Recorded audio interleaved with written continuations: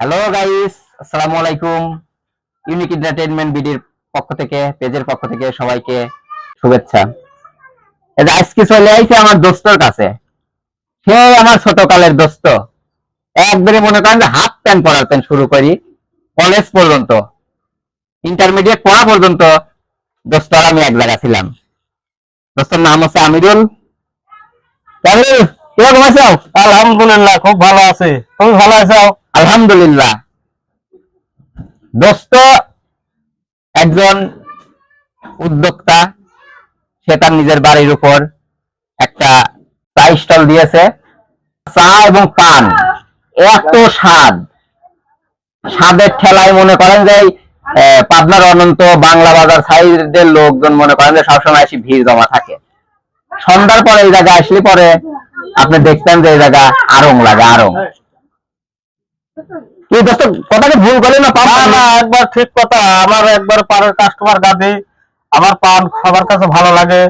আমি নিজেও পান খাই, আমার ফ্যামিলিও পান খায়, সবাই পান খায়, আমরা সব পানখোর।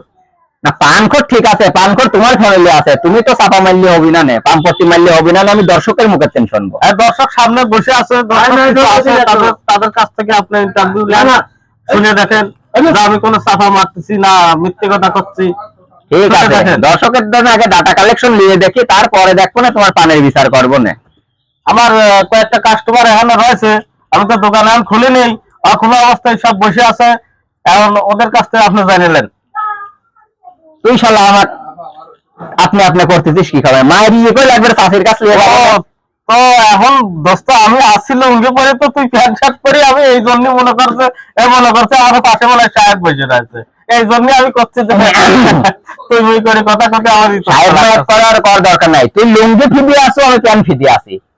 ফিদি মানে পড়েছি, এটা কথা আপনারা কোনো আর বুঝেন। সব সম্পর্ক বুঝেছি, সব সম্পর্ক, বন্ধুত্ব সম্পর্ক হচ্ছে সর্বোচ্চ সর্বশ্রেষ্ঠ। হ্যাঁ, প্যান্ট শার্টের সাথে লুঙ্গির সাথে মনে করতে কোনো সম্পর্ক হয় না। সম্পর্ক হয়, প্যান্ট শার্ট লুঙ্গি খুলে ফেলেন, চুপ। প্যান্ট শার্ট লুঙ্গি ছাড়িয়ে দেন। আর এই বন্ধুত্ব সম্পর্ক, আত্মার সম্পর্ক, এটা ধরে রাখ। এই সম্পর্ক হচ্ছে টাকা পয়সা কোনো কিছু দিয়ে হয় না। এই সম্পর্ক মনের চেন টান লাগে, আত্মার চেন টান লাগে। ঠিক আছে, কথা বোঝা গেছে? তাহলে তুই এক কাজ কর, ওই সামনে আমার যে দর্শক আছে, সামনে আমার কাস্টমার আছে, ওরে কাছ থেকে আমার ইন্টারভিউটা নে, যে আমার এখানে পান্ডা কিরকম বিক্রি হয়, কিরকম খায়, চাটা মানুষ কিরকম তৃপ্তি সহকারে খায়, ভালো করে শোনে। হ্যাঁ, সেই ইন্টারভিউ তো আমি ঠিকই নেবো। একটা পান দাও।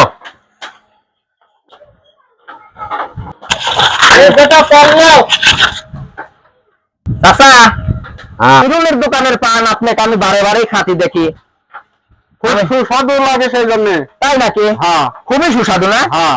তাহলে তো বেটা খাওয়া লাগে। হ্যাঁ, এ পান কি মিষ্টি পান না জর্দা পান? জর্দা পান। না বাপু, জর্দা বলতে আমি খাইতে পারবো না। আমি একটা মিষ্টি পান আমিরুলের তেল নেবো। হ্যাঁ, তুমি কি পান খাবে নাকি? হ্যাঁ দোস্ত, আমি পান খাবো।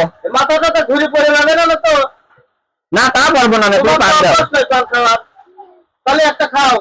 ক্যামেরা ধরেন। দিল পান খায় বলে আজকে রাতে মাইকি যায়, সেই পান দিবে। রোমান্টিক মাতবো। হ্যাঁ, খালি রসগোল্লা প্রথমে দিও না, মধু টধু দিও।